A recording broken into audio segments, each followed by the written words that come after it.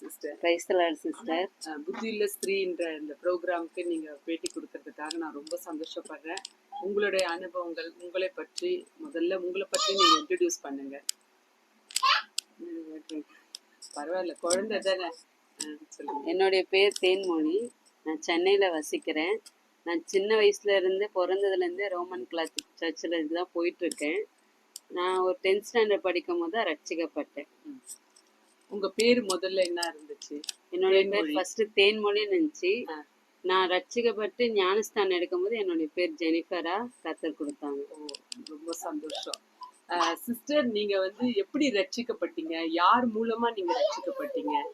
எப்படி ஆவிக்குரிய சபைக்கு வந்தீங்க? கண்டிப்பா அது சொல்லணும். நான் எங்க அம்மா மூலயமா தான் ரட்சிக்கப்பட்டேன். என்னோட ஹோல் ஃபேமிலி எங்க அம்மா மூலயமா தான் ரட்சிக்கப்பட்டது. எங்க அம்மா வந்து ரொம்ப உடம்பு முடியாம இருந்தாங்க. டாக்டரால கைவிடப்பட்டு இவங்கெல்லாம் ஒண்ணுமே இல்லம்மா உங்க உடம்புல, நீங்க நல்ல சுகமா ஹெல்த்தியா இருக்கிறீங்கன்னு சொன்னாங்க. ஆனா அவங்களால வாமிட் ஸ்டாப் பண்ணவே முடியாது, எடுத்துட்டே இருப்பாங்க. நாங்களும் பார்க்க டாக்டர்ல ஸ்கேனுக்கு, அந்த டைம்ல ஸ்கேனுக்குலாம் வந்து ஒரு 20 இயர்ஸ்க்கு முன்னாடி ஸ்கேனுக்குலாம் வந்து அப்பவே ரொம்ப செலவு பண்ணி அப்பா இது பண்ணி எல்லாம் பண்ணி அந்த நேரத்துல டாக்டர்ல எதுவுமே இல்லை, நீங்க நல்லா இருக்கீங்க சொல்லிட்டாங்க. நான் அம்மாவுக்கு வந்து ரொம்ப முடியாம ஆயிட்டு இவங்க அவ்வளவுதான் படுத்த படிக்க. நீங்க சொன்னீங்க அம்மா வந்து ஹாஸ்பிட்டல்ல ட்ரீட்மெண்ட் போக்குல ஒண்ணுமே தெரியாது, ஹாஸ்பிட்டல விட்டு வெளியே வந்தோம்னா கை காலு முகம் எல்லாம் வீங்கிடும், வாமிட் பண்ணுவாங்க, வாமிட் எடுப்பாங்க, ஒரு வித்தியாசமா புரியவே இல்லைன்னு சொன்னீங்க. ஆமா, டாக்டர் சொல்லுவாங்க நாங்க இத்தனை வருஷம் படிச்சுட்டு வந்திருக்கோம், உங்க உடம்புல என்ன நோய் இருக்குன்னு எங்களுக்கு தெரியாதாம்மா, சும்மா வந்து பொய் சொல்லிட்டே இருக்கீங்க, முடியல முடியல, எந்த நோயெல்லாம் நல்லா இருக்கீங்க, நீங்க போயிட்டு வரலாம் வீட்டுக்கு, திருப்பி வராதீங்க ஹாஸ்பிட்டலுக்கு அப்படின்னு சொன்னாங்க. ஆனா ஹாஸ்பிட்டல் விட்டு வெளியே வரும்போதே வந்து அம்மாவுக்கு கை கால் முகம் எல்லாம் வீங்கிடும், வாமிட் எடுத்துட்டே இருப்பாங்க, சாப்பிடவே முடியாது. அந்த சூழ்நிலையில தான் ஒண்ணுமே முடியல, யாரும் நம்மளை பார்க்கலையேன்னும் போது ஒரு நியூஸ் சேனல்ல தான் வந்து இந்த மாதிரி ஒரு ப்ரேயர் அற்புத பெருவிழான்னு ஒண்ணு போட்டாங்க. அது அம்மா அப்பா பார்க்கும்போது அதுல வரல, கீழே வர போன் நம்பரை பார்த்துட்டு அந்த நம்பர் கான்டாக்ட் பண்ணி தான் அவங்க மூலயமா நாங்க வந்து ஆவிக்குரிய சர்ச்சுக்கு போகிறதுக்கான வழி கிடைச்சது. அப்ப அங்க போகும்போது அங்க அந்த தலைமை பாஸ்டர் வந்து அம்மாக்காக ஃபாஸ்டிங் இருந்து ஜெபிச்சு இந்த உள்ள கட்டு எல்லாத்தையும் உடைச்சு இன்னைக்கு அம்மா இன்னைக்கும் ஜீவனோட இருக்காங்க. அவங்கள கொண்டு நாங்க எல்லாருமே, எங்க குடும்பம், எங்க அக்கா, எங்க எல்லாருமே ரட்சிக்கப்பட்டோம். குடும்பமே தாயாரோட சுகத்தினால ரட்சிக்கப்பட்டோம். அப்ப உள்ள வர வர வர எங்களுக்கு நிறைய ஆண்டவருடைய அன்பு எங்களுக்கு தெரிஞ்சது.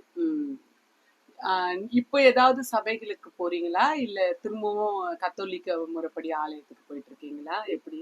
இல்ல, அம்மா வந்து சபைக்கு போய் சுகமானதுல இருந்து அங்கதான் சபைக்கு போயிட்டு இருக்கோம். அங்கதான் ஞானஸ்தானம் எடுத்தோம். அங்கதான் ஒவ்வொருத்தருக்கும் ஞானஸ்தான டைம்ல நம்ம பேர் மாற்றப்பட்டு முழுமையா எங்களை ஒப்பு கொடுத்து ரட்சிக்கப்பட்டோம். ரொம்ப சந்தோஷம். இப்ப வரைக்கும் நாங்க ஆண்டவரை விட்டு விலகல, இன்னைக்கும் அவர் கூட தான் நிலைச்சிருக்கிறோம். ரொம்ப சிறப்பான சாட்சி தான் உண்மையிலேயே. சரி, நீங்க கர்த்தரை அறியாது இருந்தீங்க, கர்த்தருக்குள்ள வந்திருக்கீங்க, பரிசுத்த ஆவியானவரோட வழி நடத்தல இருக்கீங்க, அப்ப நிச்சயமா நீங்க ஏதாவது ஊழியம் பண்ணுவீங்க இல்லையா? கண்டிப்பா. கர்த்தர் எனக்கு வந்து சிறுவர் ஊழியத்தை கொடுத்துருக்காங்க. என்னுடைய வாலிப நாட்கள், அதாவது நான் காலேஜ் சேர்ந்த புதுசுல இருந்து இன்னைக்கு வரைக்கும் கர்த்தருக்காக நான் அந்த சிறுவர் ஊழியத்தை செஞ்சுட்டு இருக்கேன். கர்த்தர் அது ஒரு ஊழியக்காரர் மூலியமா எனக்கு அந்த வார்த்தையை கொடுத்தாங்க.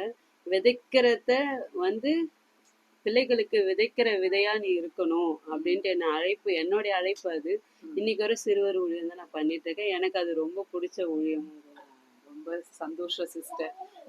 இப்படி கர்த்தருக்குள்ள நீங்க கர்த்தரை அறிந்து கர்த்தரோட முழு குடும்பமும் ரட்சிக்கப்பட்டு உங்க திருமணமும் அப்போ கிறிஸ்துக்குள்ளதான் ஆச்சு. நான் என்னுடைய வாழ்க்கை கர்த்தருக்கு ஊழியத்துக்கு என்னுடைய நேரம், வேலைக்கு போற அந்த டைம் பீரியட் போக என்னுடைய நேரத்தை நான் ஆண்டவருக்குன்னு செலவிடும் போது கர்த்தர் எனக்கு எல்லாத்துலயும் ஆசீர்வாதம், பிளஸிங், என்னுடைய திருமண வாழ்க்கையில இருந்து கொடுத்த ஃபேமிலி மெம்பர்ஸ்ல இருந்து விசேஷமா எல்லாருக்கும் ஹஸ்பண்ட், மாமியார், அந்த இது இருந்தாதான் ஒரு பொண்ணு போற இடத்துல நிலைச்சிருக்க முடியும். அந்த இடத்துல கர்த்தர் எனக்கு எல்லாத்துலயும் பெஸ்டா கொடுத்துருக்குறாங்க. மத்தவங்க சொல்ல இப்படியா இவ லைஃப் இருக்கு எனக்கு இல்லையேன்னு சொல்ற அளவுக்கு கர்த்தர் என்னை ஆசீர்வதிச்சு வச்சிருக்கிறாரு. கர்த்தருக்கு ஸ்தோத்திரம். சிஸ்டர், நீங்க ஜனங்களுக்கு ஏதாவது சொல்ல விரும்புறீங்களா? நீங்க வந்து கர்த்தருக்குள்ள வந்திருக்கீங்க, இப்போ ஊழியம் பண்றீங்க, நம்ம பிள்ளைங்களுக்கு, கர்த்தருடைய பிள்ளைங்களுக்கு ஏதாவது சொல்ல விரும்புறீங்க? கண்டிப்பா. உங்களுடைய வாழ்க்கையை நீங்க கர்த்தருக்கு அர்ப்பணிக்கும் போது எந்த சூழ்நிலை எல்லா மனுஷ கண்களும் எல்லா நேரத்தையும் தயவு கிடைக்கும். எல்லாமே பிளஸ்ஸிங் நம்ம எதிர்பார்க்காத நேரத்துல இது எனக்கா அப்படின்னு சொல்ற அளவுக்கு பிளஸ்ஸிங்ஸ் வந்துட்டே இருக்கு. அதை யாருமே தடை பண்ண முடியாது. ஆமென். ரொம்ப அழகான வார்த்தை சொன்னீங்க. கர்த்தரை தேடுகிறதுக்கும் ஒரு நன்மையும் குறைவுபடாது. குறைவுபடாது என்ற வார்த்தை உண்மையான அது நம்ம வாழ்க்கையில அனுபவிச்சுட்டு இருக்கிற ஒரு காரியம். ரொம்ப சந்தோஷம் சிஸ்டர். நீங்க இவ்வளவு நேரம் உங்களோட மனசு விட்டு எல்லா காரியங்களும் தேவனுக்கு மகிமையா நீங்க சொன்ன இந்த சாட்சி அநேக பெண்களுக்கு உபயோகமா இருக்கும். ரொம்ப கண்டிப்பா. நன்றி. ரொம்ப நன்றி. அன்பு ஜனங்களே, இப்படியாக புத்தியுள்ள ஸ்திரீகளுக்காக இடம் பத்தி நான் கவலைப்படுறதில்ல. எந்த ஊரா இருந்தாலும் உங்கள் மத்தியில புத்தியுள்ள ஸ்திரீயா எங்க அக்கா இருக்காங்க, எங்க அம்மா இருக்கிறாங்கன்னு நீங்க நினைச்சீங்கன்னா என்னோட கமெண்ட் செக்ஷன்ல நீங்க நீங்க அனுப்பலாம் மெசேஜ். நிச்சயமா உங்கள் பகுதிக்கு வந்து அந்த புத்தியுள்ள ஸ்திரீயை நான் இப்படியா உலகத்துல இருக்கிற மற்ற ஜனங்கள் பார்க்கும்படியாய் சாட்சியாய் தேவன் நிறுத்த செய்வார்னு விசுவாசிக்கிறேன். நீங்கள் அப்படியான வாய்ப்பை எங்களுக்கு தொடர்ந்து கொடுங்க. God bless you all.